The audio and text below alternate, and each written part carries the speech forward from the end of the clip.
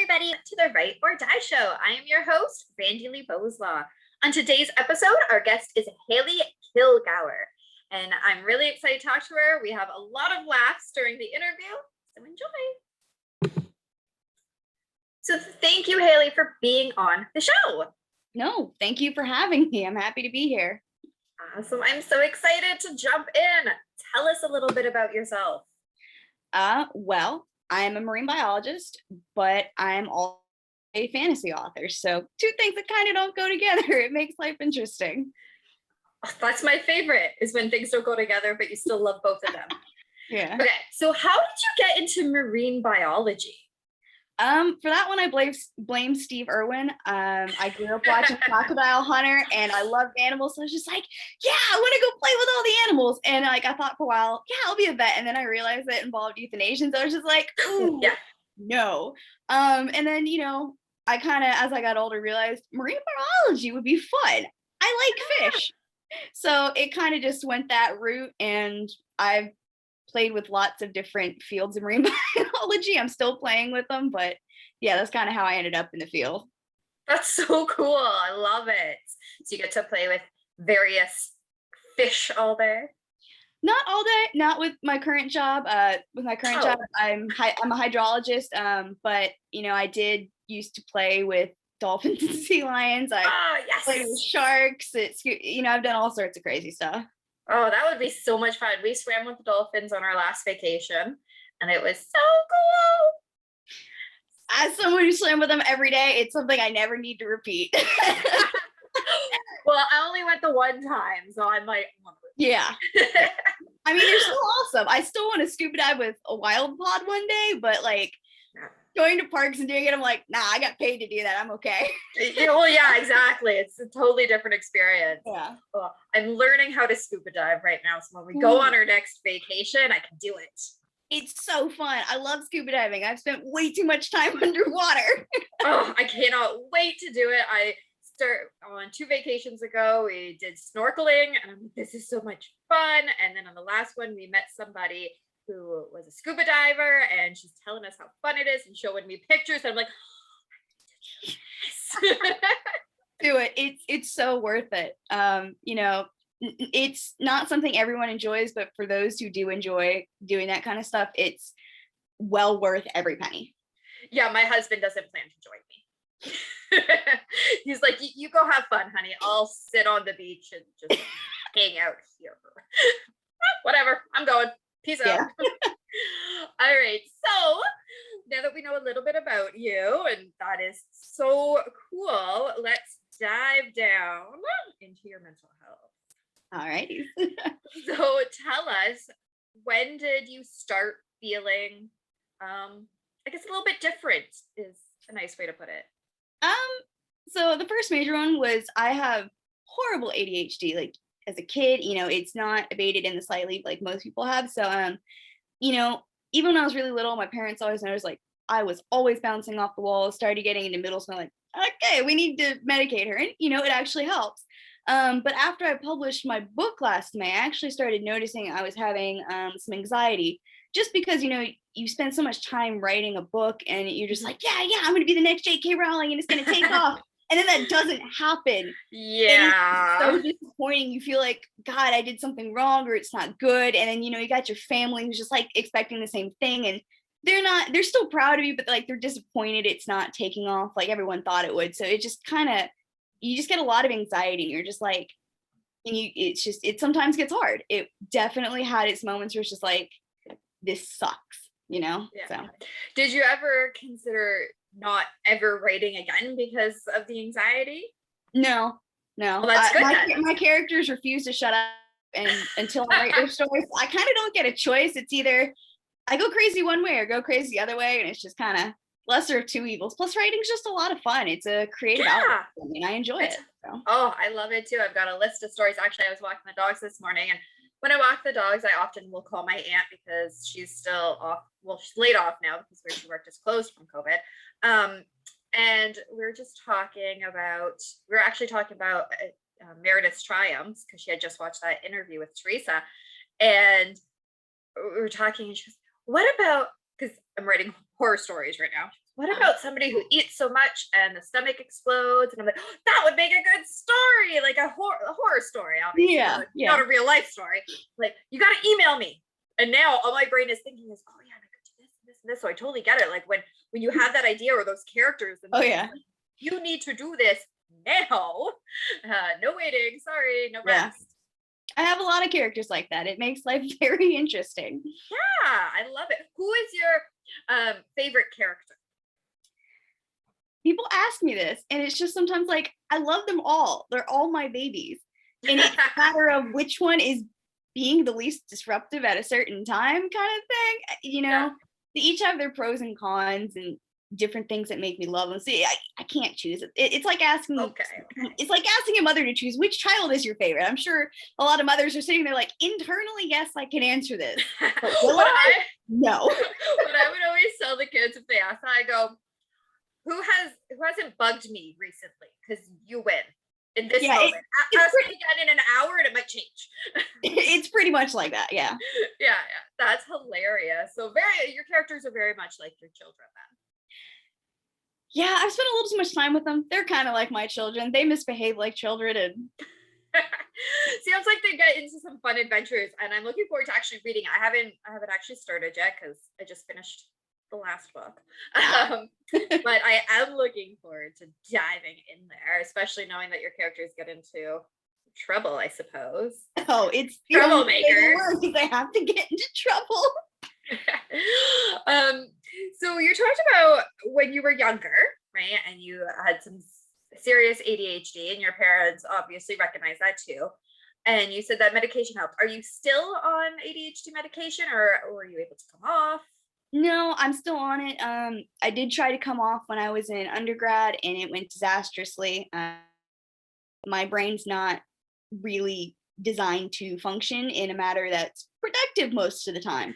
And even with the meds, you know, I still notice I have focus issues, but I've learned to deal with it, and I know how to coerce my brain into being productive. And it's just a matter of I've, figured it out over the years kind of thing. So that's good. Yeah. So what would you tell somebody who's listening right now who is on the fence about taking medication? Because I know some people are very against it. Now, I take my antidepressants every day. I tried to go off of them, kind of like you, right? I tried to go off, did not go well. So I'm back on, and I do not plan to get back off of them. But what would you tell somebody? Because I know that for me, that was an internal struggle of, when I'm on medication and I'm weak, and So, medication is absolutely not a sign of weakness. It's like if you went up to diabetic and said, because you have to take insulin, that's weak. It's not a weakness. Oh my goodness. Did you just read my brain? my husband is diabetic, and that is exactly what he said to me. It's just not everyone's body produces the right chemicals that you need for your brain to be all flowery and sunshine and rainbows. And, that's okay. Sometimes it's a short-term thing. Sometimes it's a long-term thing, but there's no, default with you. It's just how it is. Not everyone is perfect, and some of us need a little bit of help, and it's not like they're giving you cocaine or opium. Like in the old days, it's these are very specific chemicals that are designed to do a very specific thing. And if you aren't comfortable with big pharma medications, you can always look into whole medicines, like whole plant medicine and stuff like that the indigenous people use, because they often use the same chemicals, but it's more of a natural product kind of thing. So there's different options, and everyone's different, and there's different ways to go about it, and different things are going to work for different people. My coworker's son is also very ADHD, and when he was on ADHD meds as a kid, he was just very mean and aggressive, and he started to use my daughter too. He started to use medical marijuana, and he's got it down to a science where he's just like, I don't have any issues, and it's what works for him. Different strokes for different folks. There's nothing wrong with finding what works best for you and sticking with it. Exactly. I love the way that you said that, but that is so funny that you went to the insulin thing, because that's how my husband said it to me, because he takes insulin every day. Yeah. But it is like you said, it's the same kind of thing. Our bodies don't produce the right amounts of the regular hormones that Yeah. we need in order to function. So we need to just help it out a little bit. Yeah, it's just like a vitamin for your brain, or Exactly. And actually, when you're talking about that homeopathic stuff, now I don't know much about it, but I have been to a naturopathic doctor and he did like the test or whatever. And vitamin D, he said most people are deficient. Me and my youngest are like super deficient in it.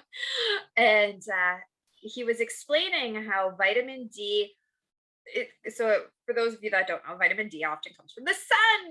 Yep, it's And why people get depressed in the winter. Yes, sunlight. I feel my depression go much worse in the winter than in the summer. And even now, like yesterday, I just went outside. I'm like, oh, I feel so much better now because the sun is out finally. And that's what he said, is that you get exasperated when there's no sun. So you might need vitamin D just in the winter. You might need it all year. Like, so he told me, take extra in the winter months and take some in the summer months. Yeah, because still need a little bit, but in the summer you tend to spend more time outside, kind of thing. So exactly. It's just, again, different times, different things happen, but you got to figure it out what works for you, and everyone's a little different. Exactly. So if you don't want to go big pharma route, and you have the ability to go to a naturopathic doctor, they are full of wealth of knowledge for that stuff. I learned a lot that I understand, but I could not repeat it for other people to understand, like because he explained it so well to me. But I remember that vitamin D was such a big part and really helpful with at least depressives. Because I mean, that's my problem. Yeah. So that's what we focused on. Yeah. Did you ever feel stigmatized by your ADHD? As far as the ADHD, I feel like no, just because I was kind of in that era where everyone was being put on ADHD meds, because people were suddenly realizing, like, oh, we can give kids meds and they will sit down and shut up. And not everyone necessarily needed it, kind of thing, but I was one of the few who did, so it kind of worked. But it never really got stigmatized because so other kids were going through the same thing, and it was just a fact of life. No one really minded or cared. Yeah, well, that's good. And how about when you started feeling your anxiety? Did you ever feel stigma around that one? So I was really lucky. All of my friends and my boyfriend and stuff, they're all really supportive about it, really understanding, and they're just like, it happens. We're here for you if you need to talk. I did face a little bit of stigma with my parents, but my parents are from a much older generation. And not that the stigma was that, oh, you have anxiety, you're broken. It was, they couldn't figure out that they were part of the problem for the anxiety.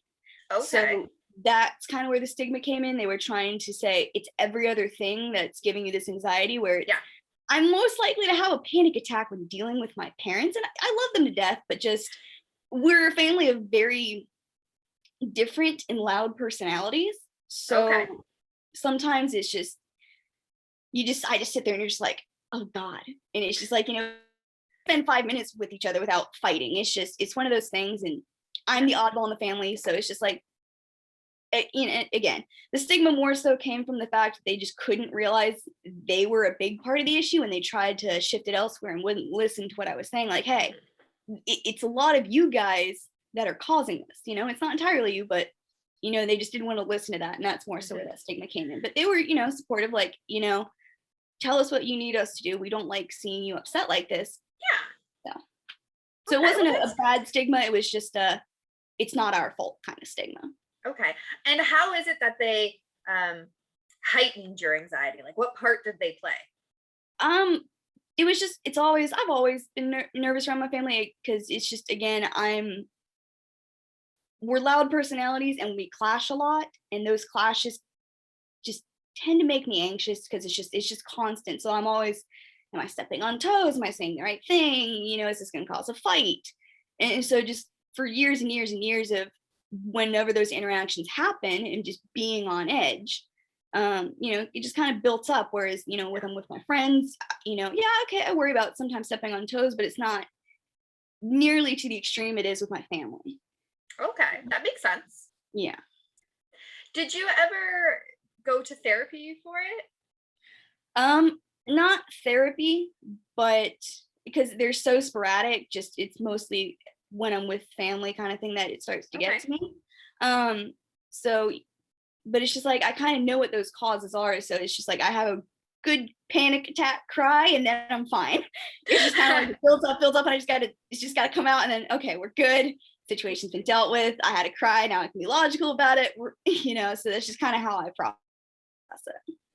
Okay. Well, that's good because everybody is a little bit different, right? So you Yeah. figured out your triggers, which is very important, and your coping mechanism is to let it out through tears. Yeah.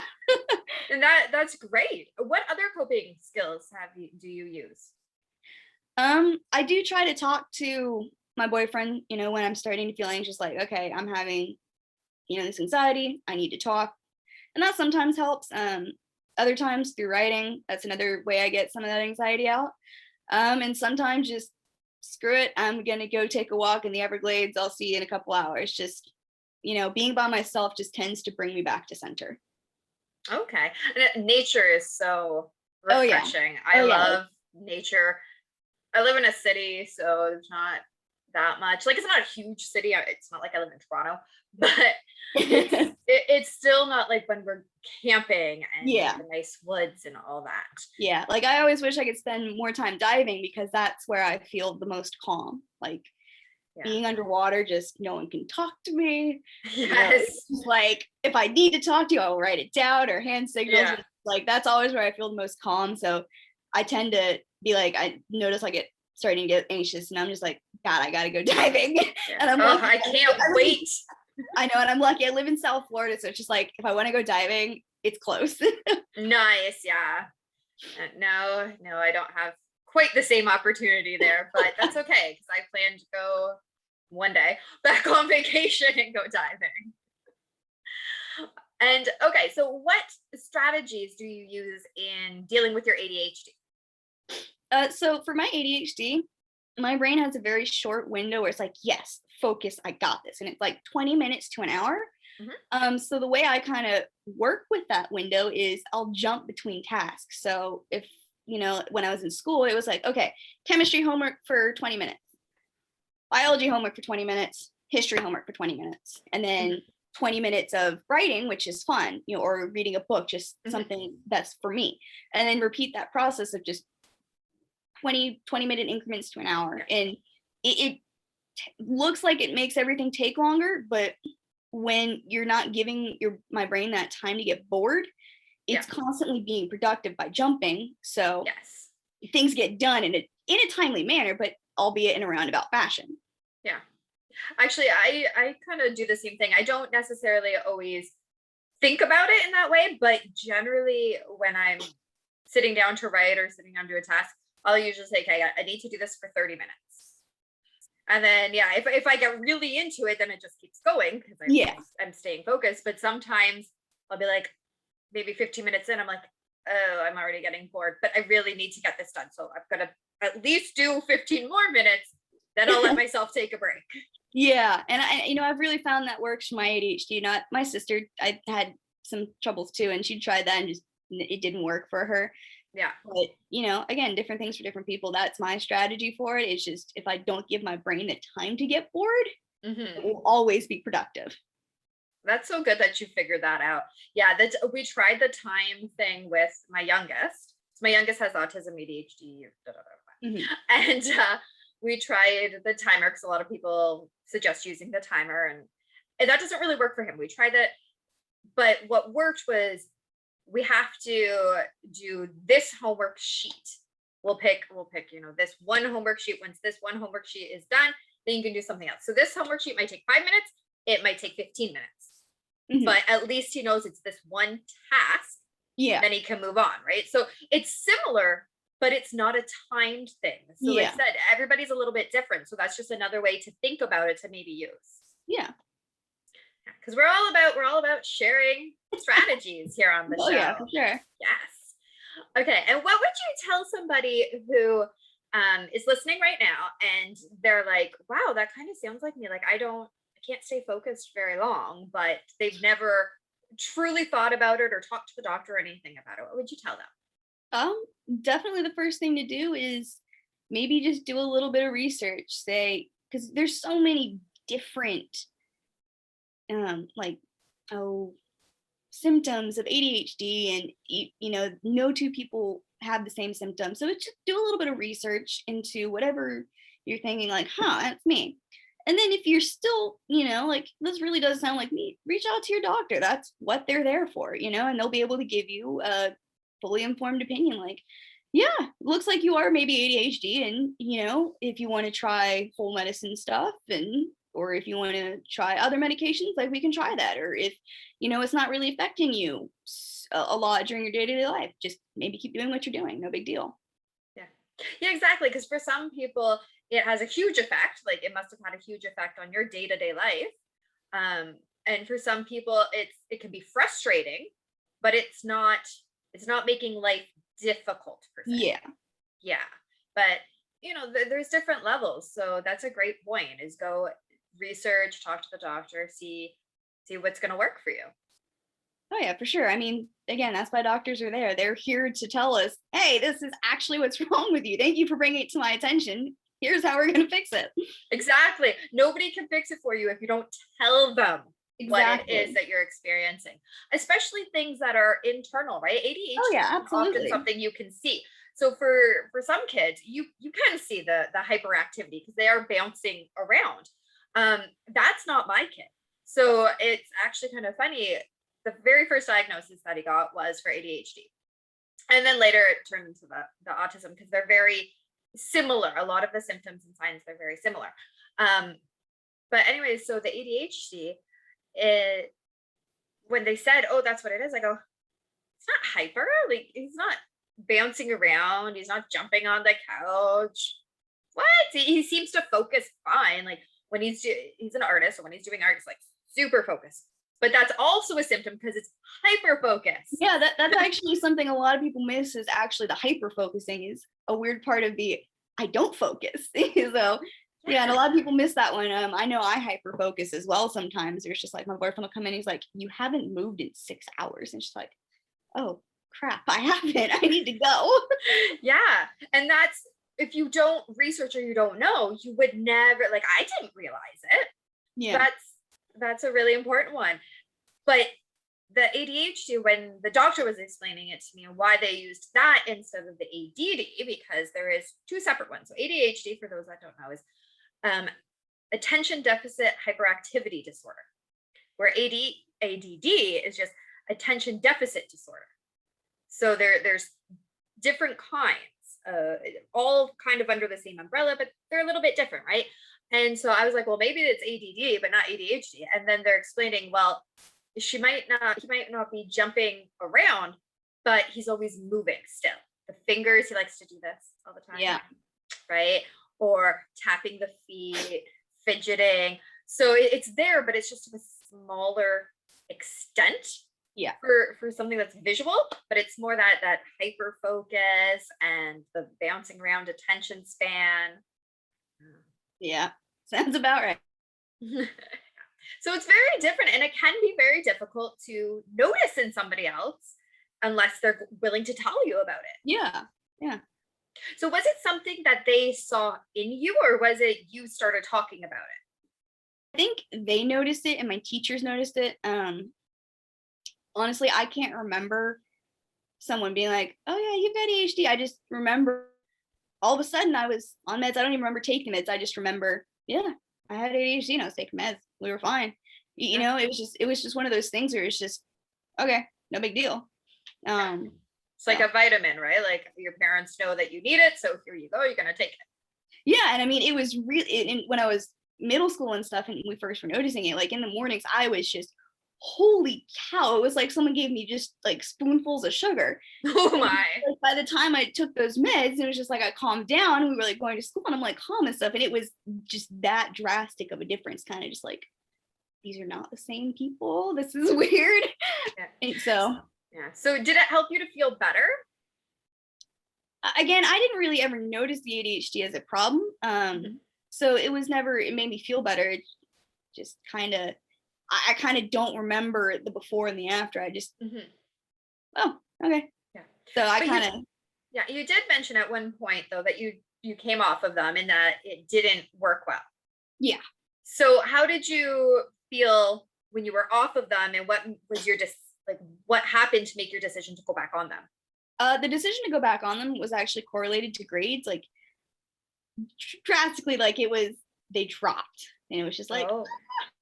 and but I didn't ever feel different on or off them. My roommates would always tell me, like, when you're off your meds, you're just wildly happier just because I'm more bubbly. Mm-hmm. But I didn't ever feel different. I always thought, like, oh yeah, I'm still focusing okay. It didn't become apparent until you looked at the grades and you realized, okay, maybe you're not focusing as well as you thought. You're not retaining the information as well because you're not focusing, kind of thing. But That's a really good distinction. But I never really felt any different. That's a great distinction, though, because so for me, because it's antidepressants, I can feel the difference. Mm-hmm. But with something like this, it's kind of interesting that you didn't feel the difference, but it is significant difference by the Oh yeah, no, it's definitely there. And it's just, again, because you don't notice yourself, you're just being you no matter what, but it's the people around you and, the work you put out and produce, and that kind of really is what's going to see the difference in, medicated and not medicated kind of thing. Mm-hmm. That's interesting. Yeah. So what's the name of your book? The name of my book, it's Nanagin. It's spelled Nagin. It's a weird one. I know, it's a made-up word. It's all good. That is the fun of being a writer, is you make up your own words. I make up everything. It's great, and no one I love it. Wrong. And I know you said it's fantasy, but give us a little. What's it about? Pique our interest if people want to go. Okay. Yeah. No. So the kind of center plot of the whole thing is that you take someone from our everyday world, you put them in this world full of magic, and say, "Go save it," while the evil king is trying to kill you. Have fun. So it's kind of just I'm from this world of technology, suddenly there's magic and it's medieval and I have no idea what's going on. Holy crap, I'm gonna die.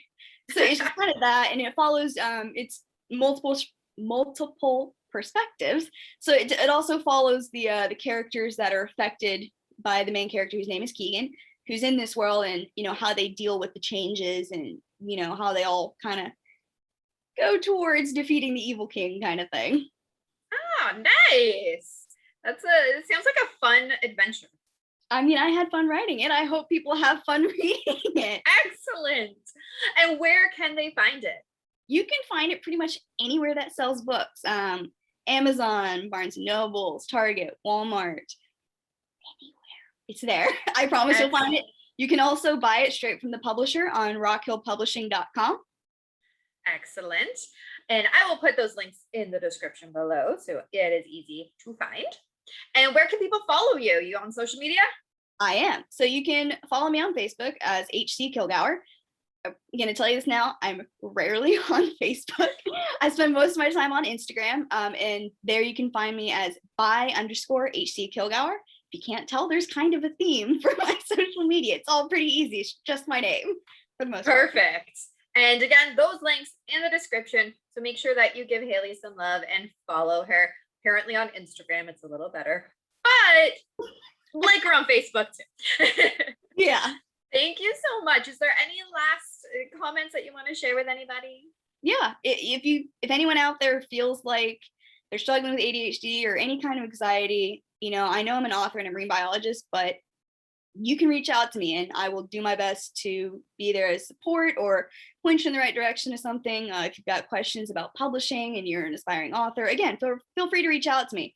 I love extending whatever knowledge I can to someone else. So please don't be shy. And I love hearing from people. Awesome. Thank you so much for being on the show and sharing with us. No, thank you for having me. I was happy to be here. This was a lot of fun. Awesome. I had fun too talking to you, especially scuba diving. If you ever find yourself in South Florida, look me up. We will go diving. I'm gonna take you up on that offer one day. It's well worth it. Awesome. All right. Bye. Bye. I hope everybody enjoyed the episode. If you've ever tried scuba diving, put a comment down below. Let us know how you love it, because I haven't quite went for my first one yet, but I know I'm going to love it. And Haley clearly loves it. So let's hear from all the other scuba divers about loving it. Be sure to give Haley some love too and check out her links down below. As well, hit that like and subscribe button, share the video out, and remember that the only way that we can end the stigma of mental health is to speak openly and honestly.